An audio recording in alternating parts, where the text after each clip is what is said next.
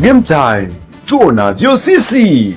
Sio muungwana au nitakuwa kidogo nina utimbio au itilafu ya akili kama nitaamini Manchester City atashinda angalau goli moja tu dhidi ya Burnley. Kwa sababu kushinda, achana na kushinda, at least afunge goli moja tu dhidi ya Burnley ili awe sawa na Arsenal kwa magoli. Game time, tuonavyo sisi. Yes, ni wiki nyingine tena ya Game Time. Karibu kwenye meza ya Game Time tuzungumze kimichezo. Ni wiki ambayo imesheheni michezo mbalimbali ambayo tunakwenda kuitazama leo hii. Ligi kuu nchini Uingereza inaendelea wiki hii, nusu finali Coppa Italia. Kuna game pale ya Inter Milan dhidi ya Como, lakini ligi kuu pale nchini Hispania inaendelea pia. Tupo hapa vizuri kabisa kukupa yale yote ambayo yanaenda kuonekana kwenye mchezo hii. Jina langu ni Andrea Masawe. Nitakuwa na Chris Sensei pamoja na Masud. Sote pamoja tumekuandalia yale yote ambayo unatamani kuyasikia, hasa baada ya Haaland kuwaumiza bwana Arsenal, baada ya Haaland kuhakikisha pointi 3 zinabaki pale Manchester City, lakini pia kuwaokoa Arsenal dhidi ya kadi nyekundu Gabriel. Bwana anaonyesha ukomavu wa hali ya juu sana Haaland hapo jana. Iwapo Arsenal wapinzani wao sana, lakini kaonyesha kitendo ambacho kidogo kimerejesha afya kidogo kwa Arsenal. Maana mngempoteza Gabriel tena ingekuwa ni jambo lingine tena. Tunakubaliana hapo? Tunakubaliana. Kwa hiyo inachukua miaka mingapi kumfunga Manchester City? Nafikiri baada ya misimu 4 City jana ndo ameshinda. Kwa aina ya vikosi mnavyonavyo hivi sasa. Yeah. Mngecheza kwa muda gani yani ilihitaji muda gani mcheze na Manchester City ili muweze kushinda? Game za Manchester City na Arsenal hazihitaji mechi nyingi ili tuweze kufunga, kwa sababu msimu uliopita mimi Manchester City nimempa goli 5-1. Okay. Nikiwa Emirates kwetu kwa Etihad tukadrop pale 2-2. Sasa ni tofauti na timu kama Chelsea ambapo inahitaji mechi takriban 15 kuweza kumfunga Manchester City. Sio tu kumfunga Manchester City. Sikumbuki mara ya mwisho Arsenal wamefungwa lini na Chelsea. Uweze kusema ile ni rivalry tena. Ownership. Yeah. Yani Arsenal tayari amesha wamiliki Chelsea imeingiaje hapo sasa? Sina uhakika imeingiaje, lakini labda unaweza kuniambia goli la Kunya liliingiaje dhidi ya Chelsea Jumamosi? Ilikuwa ni assist ya Bruno Fernandes ambayo inakwenda karibia kupoteza rekodi ya Kevin De Bruyne. Yeah. Na nani amesababisha? Ni mabeki wa Chelsea. Siwezi kuwa na sababu kubwa sana ya kuwa shabiki wa timu dhaifu kama Chelsea katika mechi takriban 8 unafunga timu inaitwa Port Vale. Alafu kwenye mechi 9 unafungwa takriban magoli 32 na kufunga magoli 6. I say. Sijajua unapata wapi courage ya kuizungumzia Arsenal. Mimi sijui unapata wapi ujasiri kwa kweli ya kuitetea Arsenal, kwa sababu ni timu ambayo ilikuwa ipo kwenye road ya kuchukua makombe 4, lakini hivi sasa makombe 2 yapo njiani, lakini hayana uhakika. Sasa nilitegemea walao kwenye haya 4 ambayo tulikuwa mnataka kuyachukua walau uwe na moja kibindoni. Makombe 4 lipi na lipi? FA Carabao League pamoja na UEFA Champions League. Okay, UEFA Champions League Chelsea alitolewa na nani? Chelsea alitolewa. Jibu swali. PSG. Alifunga magoli mangapi? Aggregate ya goli 8 sawa. FA Chelsea alitolewa na nani? Na Arsenal alifungwa nje ndani 3-2 1 bila. FA Chelsea anaenda kucheza na Leeds kesho kutwa.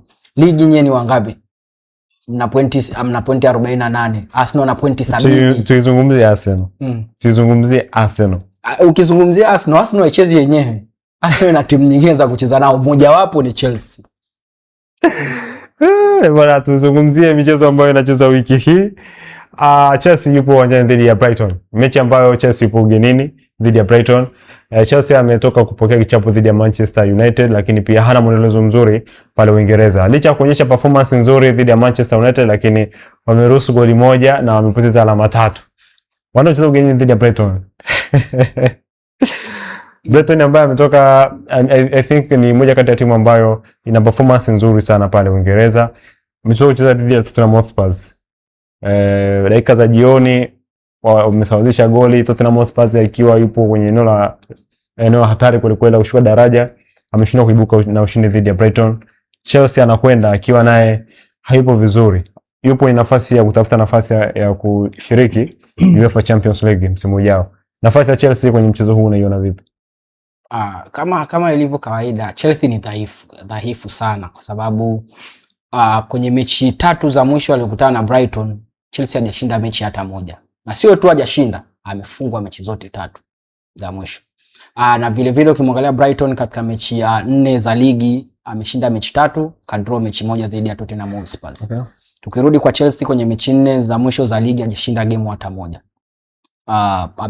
Amefungwa mechi zote. So ni game ambayo inakwenda kuelemea upande mmoja as usual, kwa sababu ukizingatia kwanza Chelsea tayari kakosa confidence alizokuwa nazo mechi 8-9 zilizopita, kwa sababu kama tayari una span ya mechi 6-7 hujapata matokeo, na unakwenda kutana na mtu ambaye tayari ameshadi-establish kwenye nafasi anazotaka yeye kuwepo, kwa sababu alikuwa kwanza anataka kubaki kwenye ligi Brighton, lakini ameona kuna gepu la kuweza kucheza European football, anaweza kupata nafasi ya kucheza Europa League. Na Chelsea na Brighton wamepishana pointi 1 kama sio 2, kwa sababu Chelsea ana pointi moja, wamepishana pointi 1, na Chelsea amepishana pointi 1 akiwa Chelsea ni wa 7, Brighton ni wa 8, ambapo anahitaji tu pointi 1 amshushe Chelsea, na akimshusha Chelsea means anaenda kukaa kwenye position ya kucheza Europa League. So ni game ambayo kwa namna moja au nyingine Chelsea ataingia kutafuta matokeo kama anavyofanyaga, na mwisho wa siku anatoka matokeo hayapatikaniki kama jinsi tunavyoona kwenye game nyingi. So mpaka sasa hivi naona Brighton ana nafasi kubwa kwenye mchezo huo ukilinganisha na jinsi alivyocheza na Spurs, kwa sababu Spurs alimtangulia akachumua, akatanguliwa tena akachomoa. Kwa hiyo unaona kabisa ile mentality ya kupata point Brighton yanayo. Chelsea alifungwa mapema sana game na Man U, lakini paka mpira unapokwenda kuisha Chelsea alikuwa aonekane kama anahitaji points. Chelsea alikuwa anacheza kama anahitaji tu mpira uishe, then mambo mengine yaendelee. Na hiyo inasababishwa na nini? Probably tayari kocha Rosini akashashinda kucontrol dressing room. Na ukishinda control dressing room kwa namna moja au nyingine ni ngumu sana kupata matokeo uwanjani. Labda Chelsea kwenye mchezo mitano ya mwisho, ungeachana na mechi ya Portugal, hajapata goli lolote kwenye mchezo mingine 4 iliyobaki. Labda ni kipi ambacho ongea tu vizuri, usiongee kwa aibu. Okay. Ni kipi ambacho kimepungua kwenye safu ya ushambuliaji ya Chelsea? Kwa sababu kwa aina wachezaji ambao wako pale ni jambo la kushangaza kusikia hivi kwamba Cole Palmer ameshindwa kufunga goli lolote kwenye michezo 4. Wakina Joan Pedro ambao wameshindwa kupata goli lolote kwenye michezo hii. Tulikuwa tunamuona Enzo akina Caicedo walikuwa wanapata walau goli, just michezo 4 wanaondoka empty Chelsea. Nini kimepungua kwenye safu ya ushambuliaji ya Chelsea? Unajua ni rahisi ukiangalia timu ambayo inapata matokeo namna wanavyocheza. Yeah. Zile small details, yeah, zinafanyika kwa 100%. You can see the facial expression where wachezaji wanacheza wakiwa wana furaha na amani, wakiwa na confidence, lakini that's a different ball game kwenye kikosi cha Chelsea sasa hivi. Yani hakuna confidence aina yoyote, na hiyo kitu ina trickle down kwenye performance ya kila mchezaji.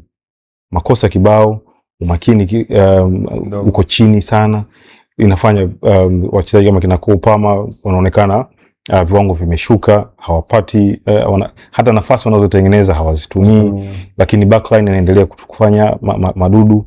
Hata kwenye game ya United hawajacheza vibaya, yeah, lakini ni timu ambayo inaonekana inajaribu kutoka kwenye shimo, sawa. Yani haichezi kwa unaona kabisa kwamba hii timu ina identity fulani, inacheza kwa namna fulani kutaka kupata matokeo. They are just playing, yeah, kama vile wale watoto wako street pale, they are just playing kama vile hakuna mwalimu. Kama Chelsea ni kama vile timu ambayo haina mwalimu, kwamba wanatoka okay kwenye ndondo, kama kwenye ndondo pale utacheza mwanangu Wayne Royce, utasubiri kidogo skills yaanze, Yeah, ndivyo kama wanavyocheza. So ni vigumu saizi kupata matokeo Chelsea, vigumu mno. Yani sijui nini kitokee, lakini kwa hali iliyopo sasa hivi ndani ya kikosi cha Chelsea ni mtihani sana kupata matokeo chanya. Bwana, hiyo ni mchezo wa Chelsea dhidi ya Brighton, mchezo wa Brighton dhidi ya Chelsea. Mmoja mchezo ambao kwa Chelsea David afanya kazi kubwa sana, kwa sababu michezo mitatu ya mwisho Chelsea ameruhusu wastani wa goli 2 dhidi ya Brighton. Karuhusu goli 2, karuhusu mara 2 goli 3. Lakini pia mechi ya nyuma ya 4 kashinda 4, lakini karuhusu magoli 2.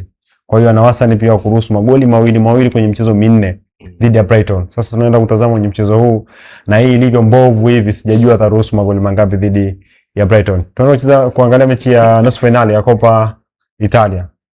Inter Milan dhidi ya Como. Yeah. Mechi ya mwisho tuliona upinzani uliopo kati ya Inter Milan na Como. Vijana wa Como wanataka kujipambanua, onyeshe ubora wao.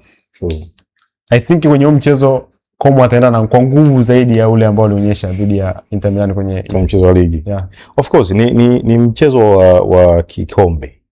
Ni mchezo wa kikombe ambao una mikondo miwili. Yeah, so kama wanavyosemaga ni michezo ya aina hii huwa inachezwa sana mentally, ukiwa uko fit na strategically. Ndivyo inavyochezwa, kwa sababu unaweza kukutana na timu ambayo haina performance nzuri, ila wakawa wana target moja tu, kama tukifika pale tunatumia dakika 5 au 10 za mwanzo kufanya mashambulizi ya aina yote tu yale, tupate goli moja afu tuna sit back, game inaishia hapo. Yeah, lakini kwenye game hii ya Como bahati mbaya naona kwa mara nyingine tena quality itaamua, na ukicheki on paper sawa, Como it's a free, yani ni timu ambayo inacheza vizuri, ina mfumo mzuri wa kucheza, inafunga sana tu. Como ina average ya kufunga magoli 2 katika kila mechi, average. Sawa, kwa sababu inafunga let's say katika mechi 5, mechi 4 inaweza kupata magoli 2. So inafunga vizuri, lakini quality wise Inter wako vizuri zaidi ya Como, na ndio maana wamekuwa wanapata matokeo mara kwa mara. Hawajawafunga Como, Inter hawajawafunga Como, hawajawafunga Inter game ya aina yoyote. Yani tangia wameanza kukutana hawajawafunga Inter, wanapigwa tu. Na game iliyopita walianza vizuri sana, waliongoza goli 2, Inter wakaja kurudi wakashinda goli 4. So quality iliamua, of which naona inaweza katokea hapo kwenye hii game pia. Lakini games za vikombe huwa ziko unpredictable sana. Anything can happen. Ninatamani kwa mapenzi Como wachukue kombe lao kubwa, kwa sababu hawajawahi kushinda any major trophy before. Wameshashindaga uko nyuma, hizo Serie B, Serie C, walishawahi kushinda, lakini major trophy like kama Scudetto, Coppa Italia na mengine makubwa hawajawahi kushinda. So nikiweka mapenzi, natamani Como wafanye vizuri kwenye hatua hii, wasonge mbele. Lakini ninachoona kwa asilimia kubwa sana quality itaamua hii game. Quality ndio inakwenda kuamua game ya nusu finali, Inter Milan dhidi ya Como. Inter Milan kidogo ana nafasi ya kuchukua kombe la Italia, hivyo anaweza kidogo akawa hana nguvu sana kwenye ili kombe, lakini Como I think ni moja ya kombe ambalo analitazama kwa kiasi kikubwa, sababu ni msimu ambao yeye yupo vizuri, lakini kule kwenye ligi kuu nchini Italia nadhani ni moja ya kombe ambalo tayari wameshalikatia tamaa, wanatafuta tu nafasi ya kushiriki michuano mikubwa ya Ulaya msimu ujao. Bwana, tunakwenda kuangalia road to Barcelona kuwa bingwa wa Hispania. Moja kati ya mechi ambazo zinasubiriwa kwa hamu ni mechi 4 ambazo Barcelona imebakiza ili atawazwe kwa bingwa wa La Liga, lakini moja ya mechi ambayo ipo kwenye hizo michezo 4, mechi ya El Clasico, Real Madrid dhidi ya FC Barcelona. Tunakwenda kutazama mechi za Real Madrid. Real Madrid ana michezo 3 kabla ya El Clasico. Ana mechi ya Deportivo Alaves ambayo anacheza siku ya Jumanne. Ana mechi dhidi ya Real Betis ambapo atakuwa ugenini, lakini ana mechi dhidi ya Espanyol. Alafu baadaye anakuja kucheza na FC Barcelona. Ni road ambayo kwa Real Madrid ni road ngumu kweli kweli. Ukiangalia moja ya mechi ambazo zinakuwa ngumu sana kwa Barcelona, Real Madrid, mechi dhidi ya Real Betis, mechi dhidi ya Espanyol. na Real Madrid anakutana nao na hizi timu kabla hajaifesi FC Barcelona. Sasa Real Madrid ana nafasi kidogo, njia yake anayopitia, ana nafasi ya kumstopisha kidogo Barcelona sitaweza kuwa mabingwa mapema. Kwa sasa kwa La Liga anachokiona sasa hivi ni kwamba Madrid anachofanya ni kuchelewesha tu bingwa stangazwe mapema, lakini kumzuia Barcelona kuwa bingwa kwa sababu sasa hivi Madrid kashaachwa point 9. Yeah. Umeachwa point 9 alafu bado una game moja na huyo alokuacha point 9. Yeah. So kidogo inakuwa ina uchachu kidogo. Madrid anakwenda kucheza Santiago Bernabeu game yake na Alaves akiwa tayari ana mechi 2 hajapata matokeo akiwa Santiago Bernabeu, na ana mechi 4 ambazo hana matokeo kabisa michuano yote. Yes. Kwa hiyo unaenda kutana Real Madrid ambayo confidence kwanza iko chini, na sasa hivi amebakiza kombe moja tu ambalo ni La Liga, na ndio hilo analoliwinda, na yuko nyuma tayari kwa point 9.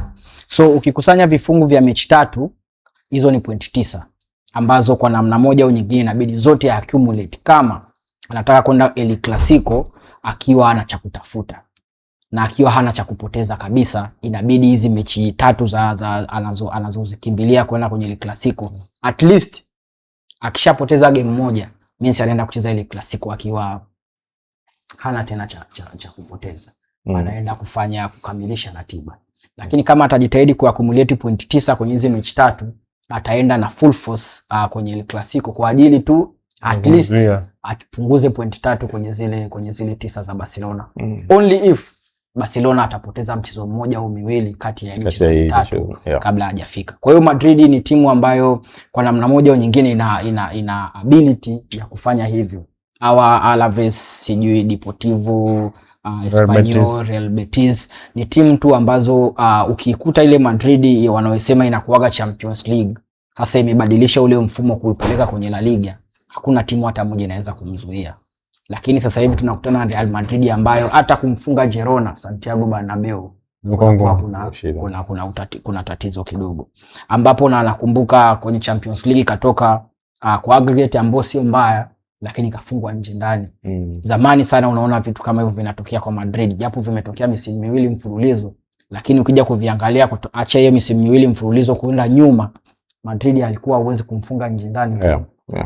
Hata akiwa tu hana kocha, so lazima awe na kocha ndo afanye hivyo. Hata bila kocha Madrid alikuwa ni timu ambayo kiukweli inaweza kukusababisha wewe na kikosi chako kigumu ukiingia uwanjani ufambo, utengeneze makosa ambayo yeye atakapitalize kukudhuru. Lakini sasa hivi kama anaweza kukaziwa na Girona Santiago Bernabeu, anaweza kukaziwa na timu kama Espanyol Santiago Bernabeu. Kwa hiyo sioni shida kwa yeye akienda kupoteza point kwa Real Betis. Yes, nadhani Real Madrid kwa msimu huu na msimu uliopita ni timu ambayo kwa kiasi fulani inapitia changamoto kwenye kikosi ama nje ya uwanja, kwa sababu tumeona mabadiliko ya kocha mkuu. Hivi sasa yupo kocha mwingine ambaye hana experience sana na soka la Ulaya. Shida ni ndani ya uwanja ama nje ya uwanja kwa Real Madrid, kwenye uongozi ama kwa wachezaji? Sababu mimi ninachojua kazi ya uongozi ni kudeliver dira ya timu na dira ya taasisi. Kwa mfano anachokifanya Perez ni kuhakikisha Madrid inabaki kuwa biashara kubwa duniani. Na kama biashara kubwa duniani lazima biashara ilete faida. Na unaleta vipi faida? Ndio wale kununua kina Mbappe, kina Vinicius Junior, kina Jude, kuwaleta pamoja kina Valverde ili waweze kudeliver. Kwa sababu ukitaja Madrid huoni biashara, unaona makombe. Lakini yani nyuma ya pazia wale wakina Perez wanachofanya ni biashara. So kilichomfukuzisha Alonso ni nini? Kwa namna moja au nyingine kama tujadili kipindi kile, sio matokeo ya uwanjani. Ni jinsi ya kuhandle zile talent, zile ego za wale wachezaji waliokuepo dressing room. Sasa hivi Arbeloa anaweza kuwa amewin upendo kwa wachezaji kwa sababu aidha anajua culture ya Madrid, amekaa muda mrefu, kwa sababu Arbeloa amemtoa kwenye timu ya Madrid ndogo kumpandisha juu. So anajua culture ya Madrid, anajua uongozi, anajua nini kifanyike. Lakini je, kimbinu anaweza kutoa mbinu zake kuwapelekea wachezaji ili wa execute kupata matokeo? Jibu ni hapana, kwa sababu mwanzo tulikuwa tunafikiri majeruhi ndio tatizo, lakini sasa hivi tumekuja kujua hata discipline ya wachezaji imekuwa shida. Madrid recent wamekuwa wakipokea red card ambazo kwa namna moja au nyingine unaona ni maamuzi ya kitoto.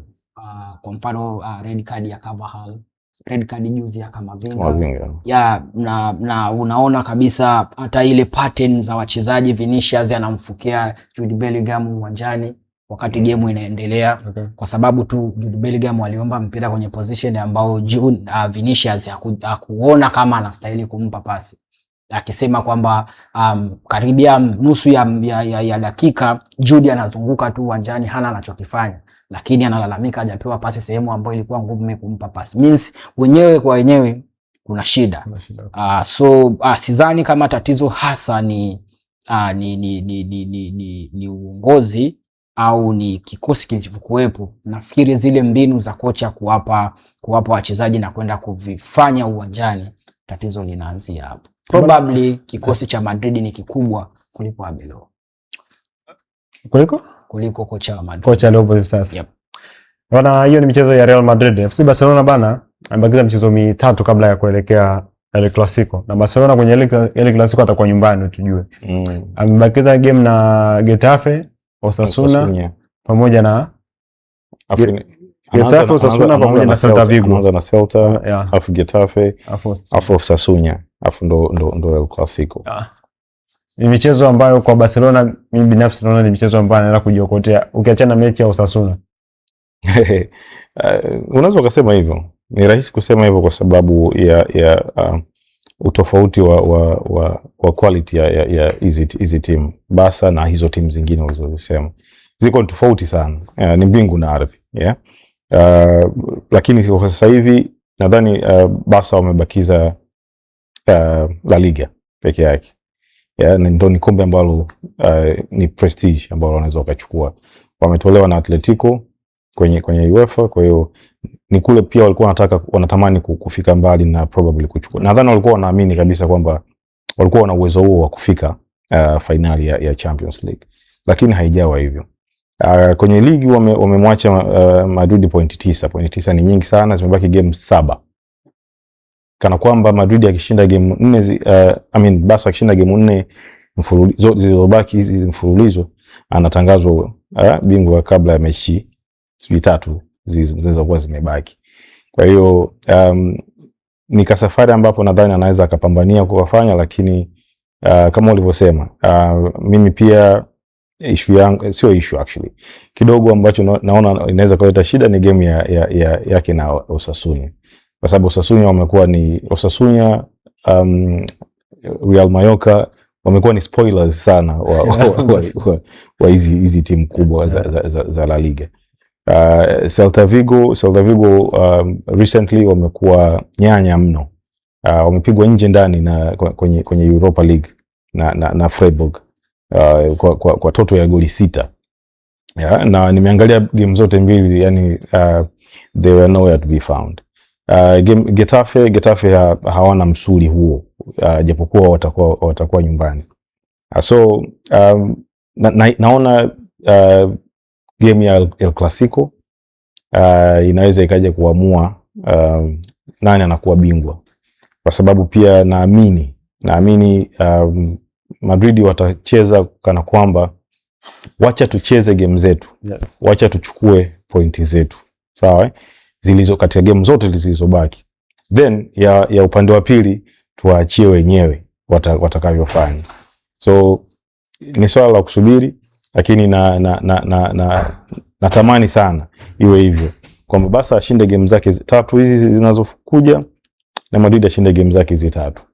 Hata Clasico hata kama Madrid akishinda zibaki point 6 kidogo, bado kutakuwa kuna ka pressure ka hizo game 3 zilizobaki, ili pia tupate mechi bora ya El Clasico.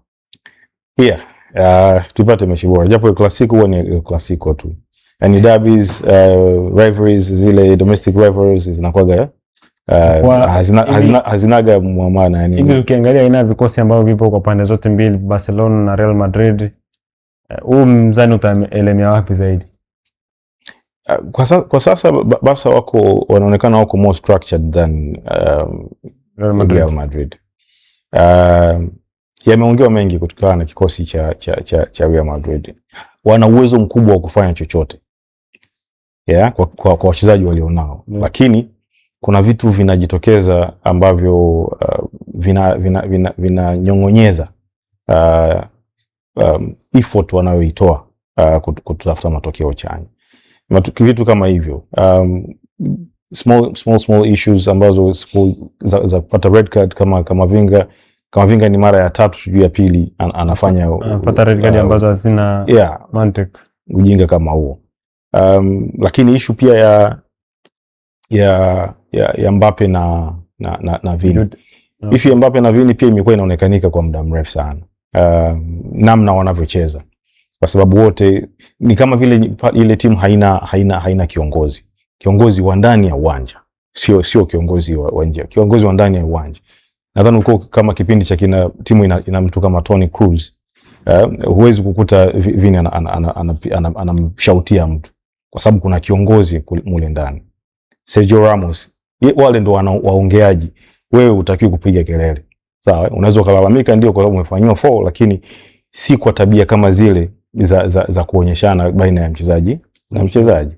Kwa hiyo nadhani pia issue ya discipline imekuwa inachangia sana Madrid kujinyonyeza wenyewe kwenye mbio za kutafuta matokeo chanya. Real Madrid anaenda kupoteza tena kombe la Liga msimu huu. Kama mambo yakienda vizuri kwa FC Barcelona kwenye mchezo minne, basi Real Madrid atakwenda kapa tena msimu huu.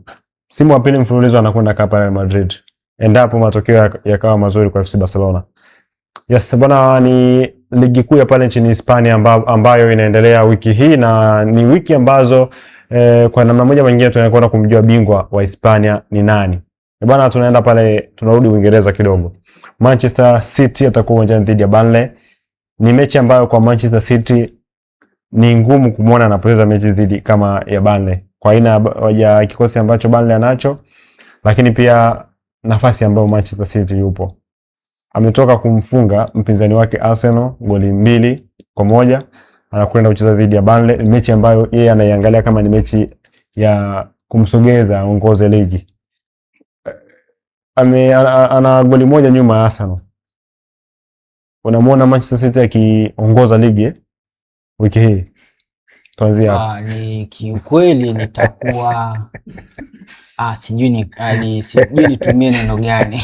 Nitakuwa sio muungwana, au nitakuwa kidogo nina utindio au itilafu ya akili kama nitaamini Manchester City atashinda angalau goli 1 tu dhidi ya Burnley. Kwa sababu kushinda, achana na kushinda, at least afunge goli 1 tu dhidi ya Burnley ili awe sawa na Arsenal kwa magoli. Alafu ligi zina sheria tofauti za kumcategorize bingwa au atakayeongoza ligi kulingana na sheria zao. Kwa mfano kama sheria ya Uingereza, ikitoka kulingana point kinachofuata ni magoli. Ikitoka magoli inafuata head to head. So hata head to head pia itamsababisha Man City awe juu, kwa sababu tayari alidraw akashinda. Itamsababisha awe pale juu. Kumsubiria Burnley amsimamishe Man City pia itakuwa kama kusubiria meli Ubungo. Ni vitu ambavyo haviwezi kutokea mara nyingi. Sasa ukutane na mbwa anaendesha gari, ni vitu vinaweza kutokea, lakini sio mara nyingi, au vinaweza visitokee kabisa katika miaka yote unayoishi duniani. So kwenye game ya Burnley na City ni kama City anaendeleza alichokuwa anakifanya kuanzia msimu unaanza. Kwa sababu lengo la City kwanza, ukisikia neno Man City unaona mbio za ubingwa, tofauti ukisikia na baadhi ya timu nyingine kama Arsenal. Unaweza kusema kama Arsenal, lakini huyo ndo anaongoza ligi kwa sasa, so hauwezi kumtaja. Lakini ukimtaja mtu kama Chelsea unaweza ukawa kidogo mfano wako unafanana. Yes, mfano wako unafanana. Lakini ukisema mtu kama Man City, cha kwanza unachofikiria ni ubingwa. Cha pili unachofikiria ni goli nyingi. Cha tatu unachofikiria ni competitive game. Hilo swala la Man City naona kama ni game ambayo tutaiweka kwenye kuamua ubingwa, lakini nafikiri game ya kuamua ubingwa tayari ilishachezwa Jumapili. Na kwa hiyo just kama imechezwa Jumapili it means bingwa tushamjua wa Uingereza sasa hivi. Hatujamjua bingwa, lakini tunamuona ambaye ana nafasi kubwa ya kuchukua ubingwa, kwa sababu mechi ya Burnley Man City akishinda kwa zaidi ya goli 2 au 3 atakuwa sasa yuko kwenye groove. Hapo ni Arsenal ataomba City apoteze, yeye ashinde mechi zake zote. Sio tu kwamba ilikuwa kipindi kile ilibidi Arsenal ashinde mechi zake tu, hata City akiuana na watu wengine atajua anachokifanya. Okay. Lakini sasa hivi Arsenal ana maombi mawili, ashinde mechi zake, lakini City drop na City adondoshe point. Kama maombi tu ya kushinda ya kushinda game zako tu alikataa. Je, sasa hivi maombi mawili ya unategemea majirani? Unategemea majirani. Hata utakaa, mimi sasa hivi nilikuwa na game Etihad nikafungwa 2-1. Leo hii namtegemea Burnley anayeshuka daraja, anayekaribia kushuka daraja, azuie Man City. Kiukweli hata Mungu nitakuwa nampa kazi kubwa ambayo technically ataniona nilikupa chance uzuie, wewe ukashindwa kuzuia. Why unamtegemea mtu mwingine amzuie? So akimzuia ni bonus, lakini kwa namna moja au nyingine 88% sasa hivi kombe linaweza kuwa lina ribbon za blue tena msimu huu. Bwana. Hamna namna tena. Hakuna namna yoyote ambayo unaweza kumnyang'anya kombe Manchester City hivi sasa. Kama shabiki wa Arsenal wamezungumza, mimi ni nani nimkatalie shabiki wa Arsenal wakati timu yake ipo kwenye rank za kuchukua ubingwa pale nchini Uingereza? Yani, kwa kiufupi sio kwamba ligi imeisha. Lakini tunauona ukiangalia hizi timu mbili, sawa, namna zinavyocheza. City wanavyocheza na vibonde, City wanavyocheza na elite top teams, wanaonekana they are miles apart. Sasa ni ngumu ujue kwa kusuasua kwa Arsenal na namna hii hali walionayo City sasa hivi. Yaani unajua, unaona jinsi ukiangalia wanacheza kwa furaha, yani kwa amani, wana enjoy football. Wanajua matokeo yanakuja. A team like that na kila kitu kina fall into place kabisa. Kila unachojaribu kufanya kinafanikiwa. Sasa ukiangalia namna hizi timu, yani kwa kuziangalia tu kama ni mwangaliaji wa football, unaona once City wakikaa pale juu bas. Kwa mfano ukivuta picha magoli mawili aliyokosa Kai Havertz dhidi ya City Jumapili, na goli alofunga Kai Havertz ningekewa akakapitalize matatizo kidogo au delay alifanya Donnarumma. Na credit to him kwa sababu alifuata mpaka mwisho. Alienda mpaka mwisho.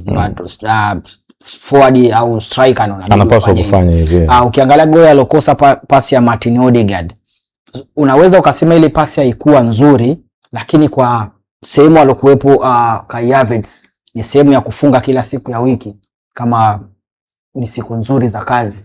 Kichwa alichokikosa dakika 96 kwenye game nyingine yoyote vile vichwa Kai Havertz anafunga. Lakini huwezi kusema ni hakuna bahati, lakini pia confidence. Yani unaruka kwenda kuhead mpira ukiwa tayari una mambo mengi kichwani, what if. Yes. Lakini kama ile cross ile ingepigwa na Ryan Cherki alafu angeruka mtu kama Haaland, of course angefunga. Kwa sababu gani? Anaruka hata Magay yes, hata O'Reilly ataruka akiwa na kusema inaweka upande wa kushoto naondoka. Yes, naondoka. Lakini Havertz anaruka akiwa tayari yuko pressure ni kubwa, nikikosa niweke yani anatafuta ile wanasema nini, iwe perfect. Na kuna muda na kwenye football mara nyingi kufanya kitu perfect unahitaji seconds na mentality nzuri. Hivi tukiachana hiyo game, maana unaweza ukalia kijana wao game ya ukimwangalia Haaland, jinsi ambavyo anacheza uwanjani, confidence alionayo, utimamu alionao, lakini pia si mchezaji ambaye anaanguka. Na ukimwangalia pia kwenye interview alivyojiwa juu ya lile tukio lake na Gabriel, anasema yeye ni mchezaji ambaye anapenda bato sana uwanjani. kwa kumwangalia Haaland mnaweza mtamsiri mchezaji wa aina gani uwanjani? Well, kama alivyosema Haaland yuko competitive. Na Haaland hapaswi kucheza kama mchezaji let's say kama Kai Havertz mwenye body stature kama ya Kai Havertz. Amesema kwamba si aina ya mchezaji ambaye anapenda kuangua kirahisi. Yeah, kwa sababu anaamini na uwezo wake wa kukupakonga, kukuweka nyuma ya mgongo, kufanya mambo. Yeah, that's what amekuwa anafanya for the longest time. So si kitu kipya na si kitu ambacho nilivyosikia ile statement kilinishangaza, kwa sababu ni kitu ambacho kinaonekana mara kibao akiwa anakifanya. So ni mchezaji ambaye yuko competitive, ni mchezaji ambaye he doesn't shy away from kusumbuliwa na mabeki hata kama ni dakika 90. Na kwa sababu naye ni mchezaji ambaye ana uwezo mkubwa sana wa just nafasi moja, one touch, one goal at the back of the net. Kwa hiyo anajua kabisa unaweza ukamweka mfukoni kwa dakika 89 akapata nafasi moja tu akakudhuru. Yeah. Bwana tukawape watu hela. Bwana Sensei. Mkiwa na huzuni hivyo. Tunahitaji tuwape watu fedha kwenye mechi ambazo zinachezwa katikati ya wiki. Chelsea dhidi ya Burnley. Chelsea dhidi ya Brighton. Brighton akiwa nyumbani anawakaribisha Chelsea. Tunampa nani hapo? Fedha. Chelsea ni kuua tu. Yaani usio unajifikiria mara nyingi. Yaani Chelsea akikutana na mtu yoyote mwenye wachezaji 11 yuko ligi kuu, wewe huwa Chelsea. Usio unapoteza muda. Ukiona muonea huruma sana, at least mpinzani mpe goli moja kupanda juu. Basi. Yeah. Lakini huwa Chelsea. Huwa. Kwenye game kuna option mbili. Ni Brighton kupata goli. Ama athari au washinde. Brighton. Yeah. Yani hakuna namna yoyote Chelsea anashinda hiyo game. Inter Milan dhidi ya Como. Inter Milan dhidi ya Como over 2.5. Kama Como aliweza kupata suluhu ya bila akiwa nyumbani. Leo anaenda Giuseppe Meazza. Como atafungwa. Na hisi Inter Milan atakwalify kwenda kwenye finali ndani ya dakika 90. So Inter Milan at least yafunge goli 2. Real Madrid dhidi ya Alaves. Real Madrid over 1.5. Barcelona Celta Vigo. Pass. Barcelona score goli 2. Chukua game ya Burnley Man City. Man City afunge goli 3. Man City ashinde tu. Bwana, hizo ni mchezo ambazo zinakwenda kuchezwa katikati ya wiki, lakini mimi naweza nikampa Brighton goli 1. Real Madrid dhidi ya Alaves, mpe Real Madrid 1-1. Barcelona Celta Vigo, Barcelona 1-1. Inter Milan Como, mpe Inter Milan goli 2. Na mechi ya Burnley na Manchester City over 1.5. Hiyo ni mchezo ambao inachezwa wiki hii na ni mchezo ambao kwa namna moja au nyingine inaweza kukupatia fedha. Kabla kuelekea weekend, basi unaweza kupiga hela katikati ya wiki hapa ikakupa mtaji. Weekend ukafanya makubwa zaidi, ukatimiza malengo yako. Betting kwa namna moja au nyingine inaweza kufanya pia ukatimiza malengo yako bwana Sensei. Kwa kama Arsenal hajatimiza malengo yako, jitahidi walau basi Arsenal watimize malengo yako kwenye familia. Muwe Arsenal kwenye ngazi ya familia. Kwenye ngazi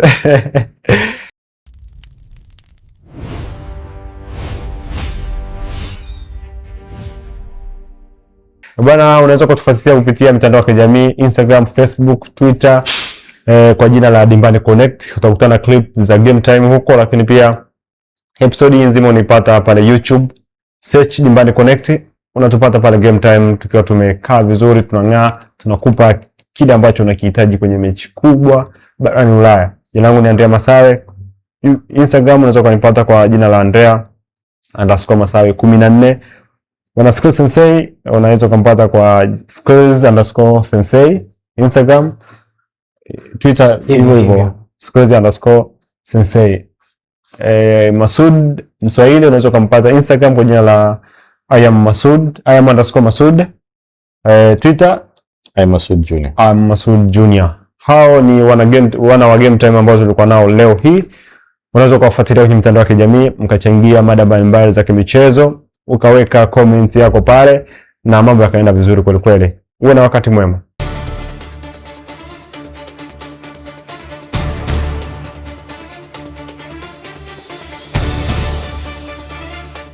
Game Time, tunavyo sisi.